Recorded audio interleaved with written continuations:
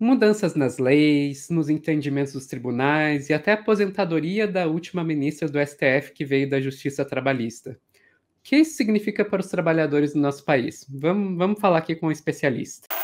Porque tudo é feito para quebrar os movimentos trabalhistas, é para fazer um contra o outro e é fazer com que as pessoas briguem entre si sem olhar que elas estão se prejudicando enquanto alguém está se beneficiando.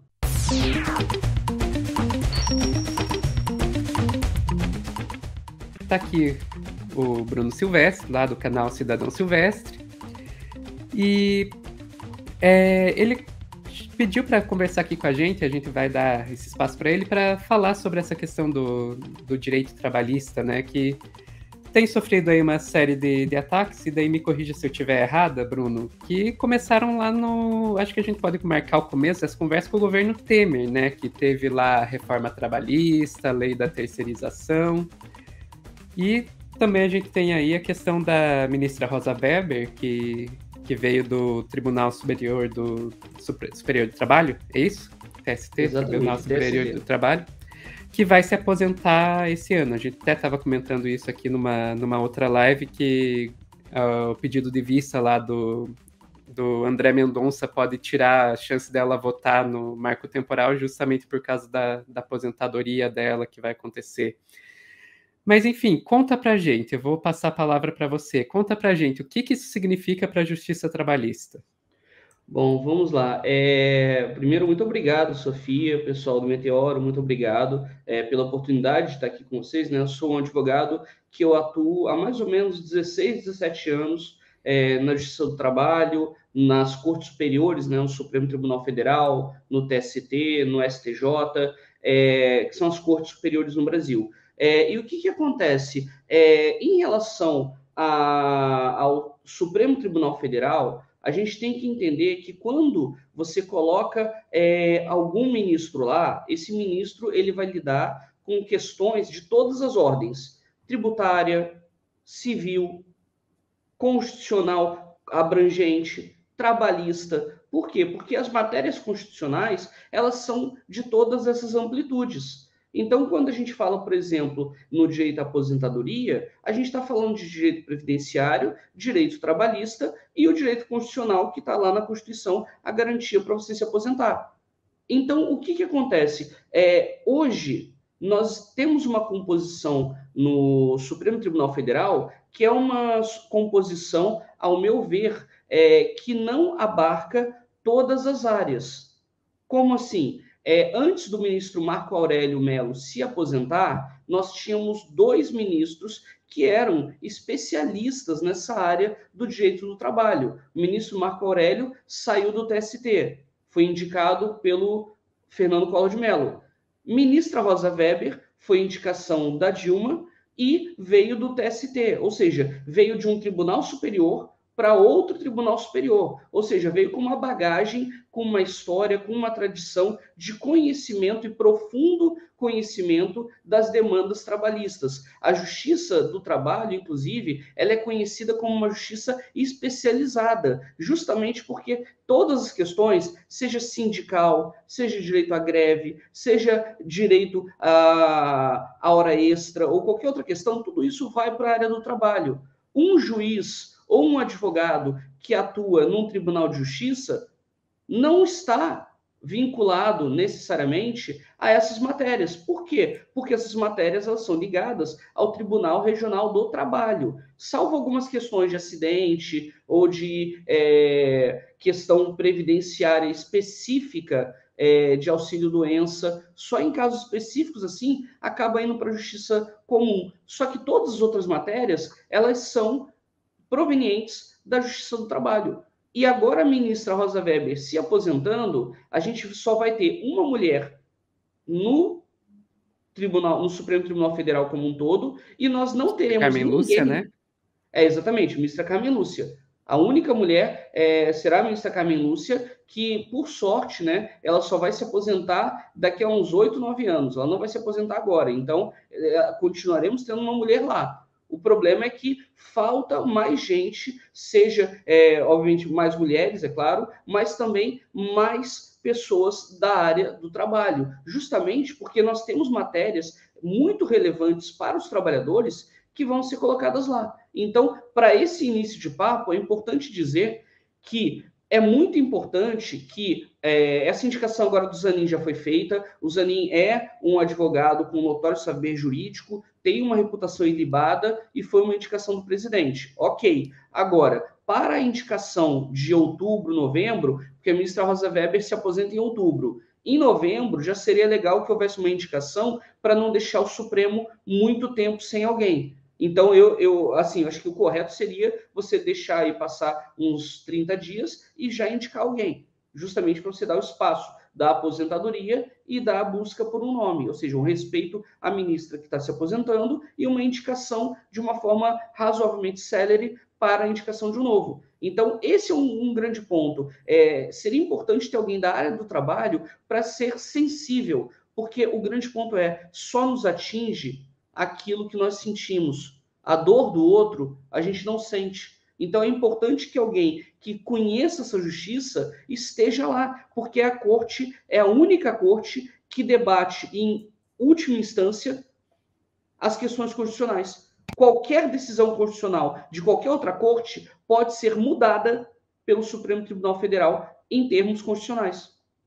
Tá, então quando a gente pensa, basicamente que a gente tá pensando aqui que se fala muito, né, ok, ter um ministro negro, que é importantíssimo, ter uma ministra mulher, que é importantíssima, mas ter um ministro que está preocupado com a questão do trabalho, e a gente não tem mais, não vai ter mais, né, a Rosa Weber se aposentando, já era.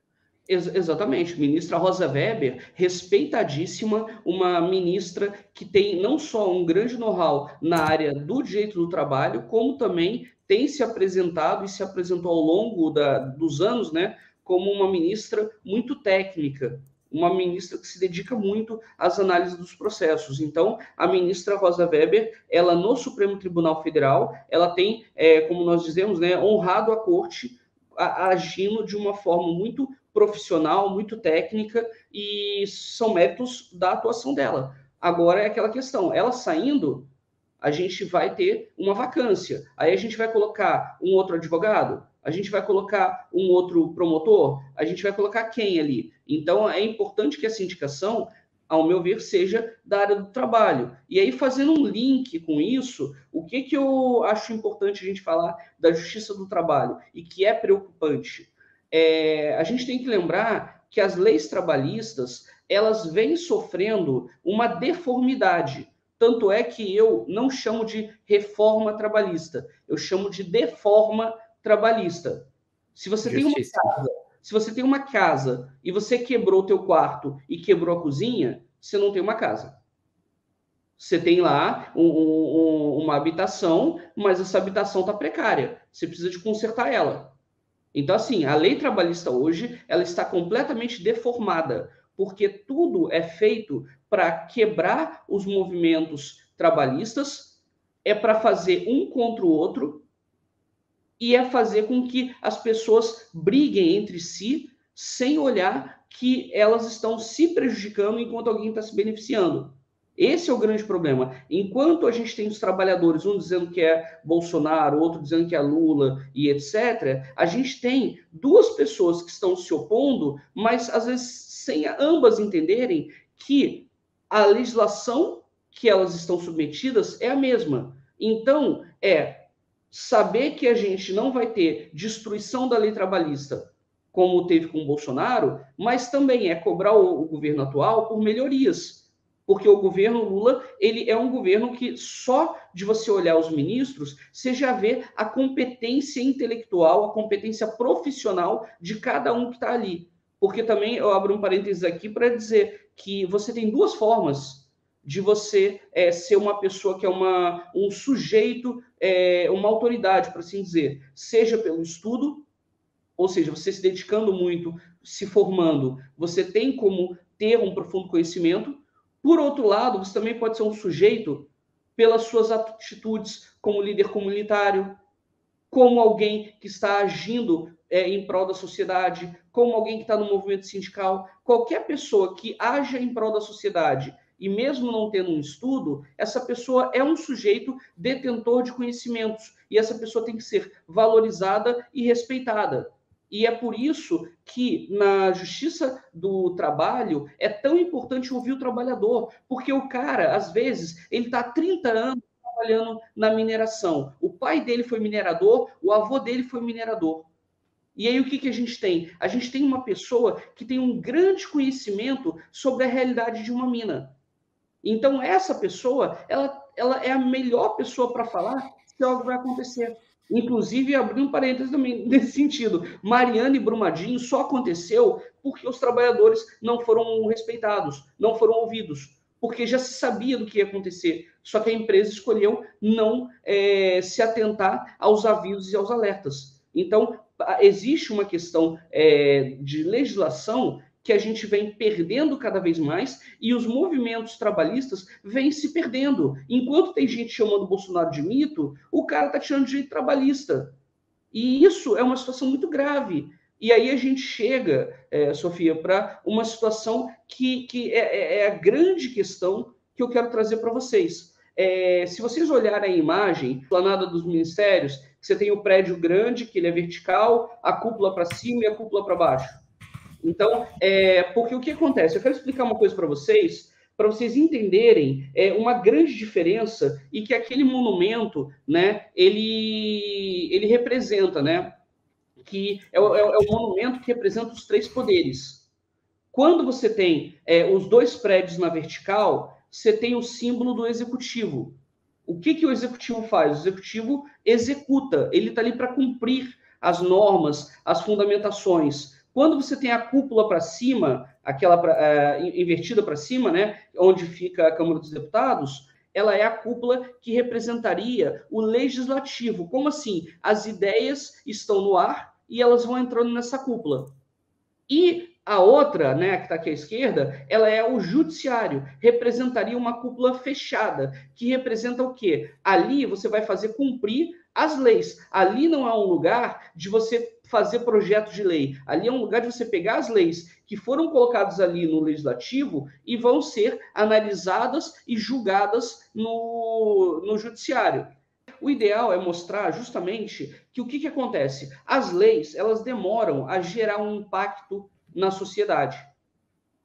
A reforma trabalhista, a lei de terceirização e mesmo a tirada, né, da contribuição sindical dos sindicatos foi fazendo com que todos os movimentos, né, dos trabalhadores, sindicatos, a questão também do direito, né, do próprio profissional autônomo, você tivesse um enfraquecimento. E aí, com isso, você não tinha, na verdade, um efeito imediato para as pessoas entenderem o que estava acontecendo. Agora, a gente já começa a ter esses problemas. Por quê? Porque a Justiça do Trabalho, ela tem que aplicar a lei. Se a lei está sendo uma lei pior para o trabalhador, assim, os juízes não podem dar mais do que a lei determina. E aí, para a alegria das empresas, né, a maior parte das ações, elas vão deixando de existir porque os entendimentos que eram de uma forma anterior favorável, até mesmo por conta das leis, você tem uma deforma trabalhista que muda, inclusive, súmulas e entendimentos dos tribunais. E aí, com isso, você acaba detonando a justiça do trabalho. Você faz situações piores do que se fosse um banco, porque às vezes um banco tem meios de cobrar, tem procedimentos, etc. Agora, quando chega para a área trabalhista, com a deforma trabalhista, hoje a gente está numa situação muito pior. Por quê? Porque essas deformas, esses prejuízos criados fazem com que hoje a gente possa ter hospitais sem médicos, porque é tudo terceirizado ou quarteirizado. A gente pode ter escola sem professor. Ou ainda, um aeroporto com área de segurança terceirizada, quarteirizada, e aí alguém vai e coloca drogas na sua mala e você é preso na Alemanha, como aconteceu com aquelas duas mulheres. Se a gente tivesse vinculado à legislação anterior, eles não iam poder não iam poder terceirizar essa atividade. E aí ninguém está debatendo, e é isso uma coisa que eu quero falar, Sofia, que eu acho muito importante, é justamente que se a lei trabalhista anterior estivesse em vigor, O Ministério Público do Trabalho poderia chegar de rasteira, porque aquilo ali é atividade fim do Uhum. aeroporto, é um serviço do aeroporto, não pode ser terceirizado. E aí, com isso, você gera insegurança. Mas quem é que está muito seguro? Quem está com lucro. Quem ganha o lucro. E esse é o grande problema. Você tem uma desmobilização. Bruno, Oi, posso me interromper? Isso me lembra claro. um pouco aquela história do que a gente viu recentemente das vinícolas, né? Terceirizaram todos os trabalhadores e daí as vinícolas, não, não tem nada a ver com a gente esse trabalho escravo. Olha, isso dá uma raiva, porque esse é o ponto. Se tiver o lucro, eles vão dizer não é nosso? Essa é a questão. O que eles colocam é o seguinte: a gente tem que lembrar do Charles Chaplin, Tempos Modernos. Tem uma cena dele indo lá comer, em que jogando um spoiler aqui, mas enfim, quem não assistiu, vá assistir porque vale a pena. Tem um momento em que o dono da empresa chega com um cientista que criou uma máquina para fazer com que o trabalhador consiga comer em menos tempo e com isso consiga voltar a trabalhar. E aí, quando você pega esse recorte, a gente vê que o único objetivo do patrão, do empregador, e isso eu falo das grandes empresas, eu não estou falando de quem tem uma padaria e trabalha com cuidado com seus funcionários, não é disso que eu estou falando, eu estou falando de big techs, eu estou falando de grandes empresas, etc. Essas empresas, para essa galera, só interessa o lucro. Se tiver que demitir metade da galera, demite metade. É como o Google está fazendo, é como a Meta está fazendo. Porque ao invés deles aprovisionarem o dinheiro que ganharam na pandemia para manter os trabalhadores agora e manter a equipe, não é assim. Eles têm que dar lucro para os acionistas e é só isso que importa. E esse é um problema, porque enquanto os trabalhadores, a gente não entender o risco que tem da justiça do trabalho, da forma prática, ela acabar, a gente só vai perceber quando ela perder sua função. E isso é um problema, porque antigamente, Sofia, também, lembrando a você, teve uma. A gente tem que lembrar que o nosso governo, ele, na verdade, não é só um governo do executivo. O legislativo no Brasil manda muito. O centrão no Brasil tem um poder muito grande. Tanto é que quem o PMDB apoia acaba ganhando a eleição. É muito nessa linha. E aí o que acontece? Foi aprovada no Brasil uma emenda constitucional número 45. Naquela emenda constitucional, isso lá para 2000 se não me engano, 2003, 2004, alguma coisa nesse período, o que acabou acontecendo? Tiraram o direito do trabalhador de entrar com uma ação pelo seu sindicato questionando um ganho real em relação à inflação. Porque a galera não entende, às vezes, que assim, se a inflação foi 12% ao ano, e você tem uma situação de que o teu salário aumentou 6%, você não teve um ganho real, você teve um prejuízo de 6%. Porque se a inflação é 12% e você só aumentou 6%, cadê essa brecha aqui de 6%? Uhum. Então, agora vamos supor que seu salário aumente 15%. O seu ganho real foi o teu ganho menos a inflação, logo 3%. Então, antigamente, se tinha como entrar com ações judiciais para questionar o não aumento de ganho real. Hoje em dia, você não pode mais porque você mudou a Constituição em prejuízo dos trabalhadores. Então, o que eu digo, assim, né, para concluir essa fala, é justamente de que, assim, a gente tem que entender que trabalhador tem que votar em trabalhador. Não é uma questão de em quem, qual partido e tal. Gente, primeiro você tem que pensar: se eu sou um enfermeiro, eu tenho que votar em enfermeiro. Por quê? Porque o cara sabe o que eu passo. Então, assim, a gente tem que começar a entender. Aí eu entro, é aquela pergunta que eu faço: o que um cara que nunca trabalhou direito na vida, que era o Bolsonaro, vai fazer da vida? O cara simplesmente foi expulso do exército, aí teve a decisão reformada no Superior Tribunal Militar para se aposentar, e está aposentado desde os 30 anos de idade, 33 anos de idade. Então, ou seja, esse cara é justamente aquele que não contribui para a sociedade, e ele está ali defendendo o nicho dele. Agora a questão é, o trabalhador tem que se conscientizar de que ele tem que defender a sua própria categoria de trabalhador. Enquanto a gente não entender isso, a gente tem um grave risco de, perder a justiça do trabalho de forma prática, efetiva e aplicável a defender o direito dos trabalhadores, e também a gente vai perder voz na Corte Constitucional, porque se a gente também não cobrar que vá um especialista da área trabalhista para o Supremo Tribunal Federal, quando eles forem debater a demissão por aposentadoria espontânea, quem é que vai estar lá e que tem esse know-how? Não estou dizendo que ministros não tenham a sensibilidade, mas eu quero dizer que ter um ministro especialista vindo da justiça especializada da Justiça do Trabalho contribui e enriquece muito. Então, aí 2 exemplos para isso: ministro Marco Aurélio e ministra Carmen Lúcia.